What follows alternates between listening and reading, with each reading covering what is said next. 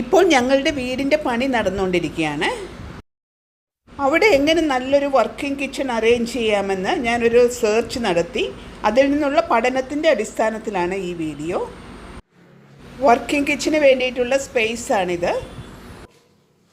ഈ കിച്ചണിലേക്ക് നമുക്ക് എന്തൊക്കെ അറേഞ്ച് ചെയ്യണമെന്ന് 1 by 1 ആയിട്ട് നോക്കാം. യൂട്യൂബിൽ നിന്നും ശേഖരിച്ച ഐഡിയാസാണ് ഇവിടെ ഷെയർ ചെയ്യുന്നത്. ഒന്നാമത് വേണ്ടത് ഗ്യാസ് സ്റ്റൗ വിത്ത് ചിമ്മിനി.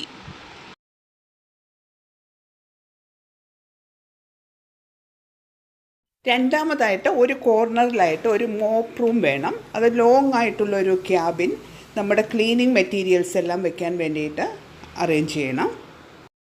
കാരണം എല്ലാ വീടുകളിലും ക്ലീനിങ് മെറ്റീരിയൽസ് പല സ്ഥലങ്ങളിലായിട്ട് കിടക്കുന്നതായിട്ടാണ് കാണുന്നത്.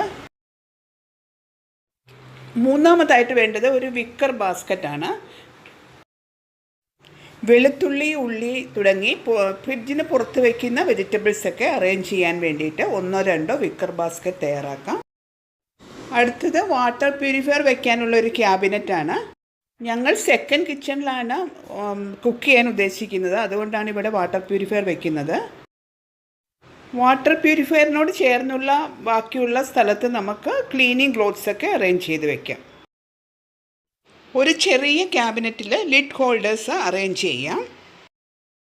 ഇന്ന് ആമസോണിലൊക്കെ പല മോഡലിലുള്ള ലിഡ് ഹോൾഡേഴ്സ് അവൈലബിൾ ആണ്. അങ്ങനെ അടപ്പുകളൊക്കെ നമുക്ക് ഓർഗനൈസ് ചെയ്ത് വയ്ക്കാം.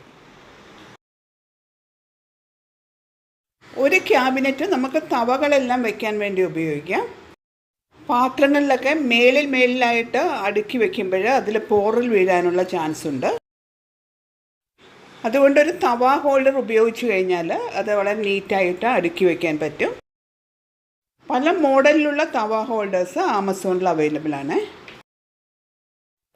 സാധാരണ കുക്കിങ്ങിന് ഉപയോഗിക്കുന്ന പാത്രങ്ങൾ, അതുപോലെ തന്നെ ഫ്രിഡ്ജിൽ വയ്ക്കാനുള്ള പാത്രങ്ങൾ, ഇവയെല്ലാം നമുക്ക് സെപ്പറേറ്റ് ക്യാബിൻസിൽ അറേഞ്ച് ചെയ്യാം. റൈസസും അതുപോലെ തന്നെ ഉണങ്ങിയ ധാന്യങ്ങളും അറേഞ്ച് ചെയ്യുന്നതിന് സെപ്പറേറ്റ് ക്യാബിൻസ് വയ്ക്കുന്നതിന് സ്ഥലമുണ്ടെങ്കിൽ അത് അറേഞ്ച് ചെയ്യുന്നത് നല്ലതാണ്.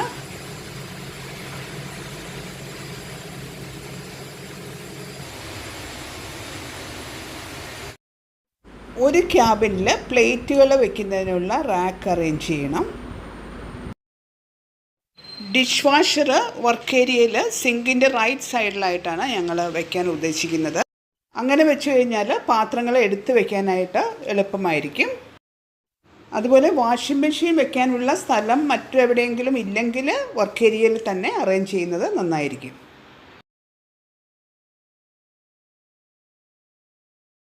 ഇത് പാത്രം കഴുകി വയ്ക്കുന്നതിനുള്ള സ്റ്റാൻഡാണ്.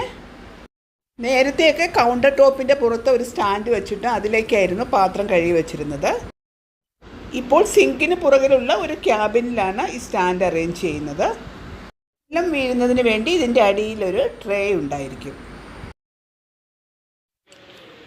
സ്പൂൺസൊക്കെ വെക്കാൻ വേണ്ടിയിട്ട് നമ്മൾ സാധാരണ അറേഞ്ച് ചെയ്യുന്നത് പോലെ ഇങ്ങനെയുള്ള ഒരു സ്റ്റോറേജ് വർക്ക് ചെയ്യുന്ന സ്ഥലത്ത് നല്ലതായിരിക്കും. വലിയ തവികളൊക്കെ പൊടി പിടിക്കാതെ അറേഞ്ച് ചെയ്യാനായിട്ട് നമുക്ക് ഇങ്ങനെ ഒരു ക്യാബിനറ്റിനുള്ളിൽ അറേഞ്ച് ചെയ്ത് കഴിഞ്ഞാൽ അത് നന്നായിരിക്കും. ഡിഷ് വാഷർ വയ്ക്കുന്നതിൻ്റെ ലെഫ്റ്റ് സൈഡിലായിട്ട് ഒരു സിങ്ക് ഏരിയ അറേഞ്ച് ചെയ്യണം. അപ്പോൾ സിങ്കിൽ നിന്നും റൈറ്റ് സൈഡുള്ള ഡിഷ് വാഷറിലേക്ക് പാത്രങ്ങൾ എടുത്ത് വയ്ക്കാൻ എളുപ്പമായിരിക്കും. ഇവിടെ സിങ്കിൻ്റെ കീഴിൽ ഒരു സൈഡിലായി വേസ്റ്റ് മാനേജ്മെൻറ്റും ഒരു സൈഡിലായിട്ട് ഡിറ്റർജൻറ്റ് ഹോൾഡറുമാണ് അറേഞ്ച് ചെയ്തിരിക്കുന്നത്. ഞാൻ ഇങ്ങനെ ചെയ്യാനാണ് പ്ലാൻ ചെയ്യുന്നത്. ക്യാബിനറ്റ്സിനൊക്കെ ഹാൻഡിലില്ലാത്ത വീഡിയോയിൽ കാണുന്ന ഡോറാണ് ചെയ്യാൻ ഉദ്ദേശിക്കുന്നത്.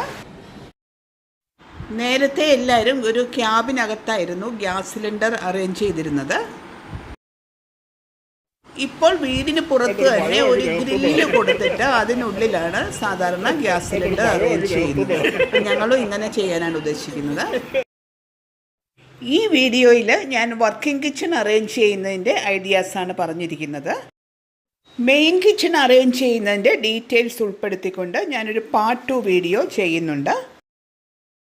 ഈ വീഡിയോ നിങ്ങൾക്ക് എല്ലാവർക്കും ഇഷ്ടപ്പെട്ടെങ്കിൽ ചാനൽ സബ്സ്ക്രൈബ് ചെയ്ത് സപ്പോർട്ട് ചെയ്യണേ. താങ്ക്